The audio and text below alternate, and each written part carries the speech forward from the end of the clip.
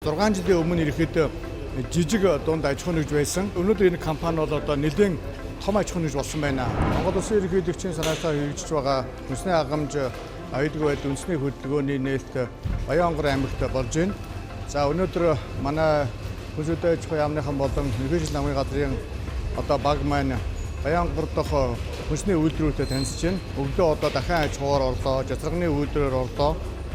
Мөн одоо энэ Атах нарийн бов бэлтгэдэг цэхийн үйл ажиллагаатай танилцж байна. 6 жилийн өмнө ирэхэд жижиг дунд аж ахуй нэгж байсан. Өнөөдөр энэ компани бол одоо нэлээд том аж ахуй нэгж болсон байна. Нэмэлт одоо үйлдвэрлэлийнхаа үйл ажиллагааг өргөжүүлээд томруулаад дээрээс нь одоо Туркийн бүрэн автомат тоног хөрөмжүүдийг суурилуулсан, ажлынхаа бүтээмжийг 2 дахин нэмэгдүүлсэн, аймгийн хэмжээнд Атах нарийн бовоор бүрэн хангаж чадж байгаа ийм одоо үйлдвэр байна. Үйлдвэр толгомжж байгаа асуудлууд гэх юм бол мэдээж өнөөдөр одоо гурилын үн өсөөд, цахилгаан дулаан, тогны үн өсөөд байгаа нөхцөлд бол бид нар болсон хүчнээ тогтоож барьж чадахгүй байна гэж байна. Хөдөө орон нутагт эмсүүдэд сурж байгаа хүүхдүүд байхгүй тул одоо дандаа хотоос хүн урьж ажиллах юм уу? Одоо энд ажлын талбар дээр зааж өгч мэрэгшүүлж одоо ажил авч байгаа юм байна.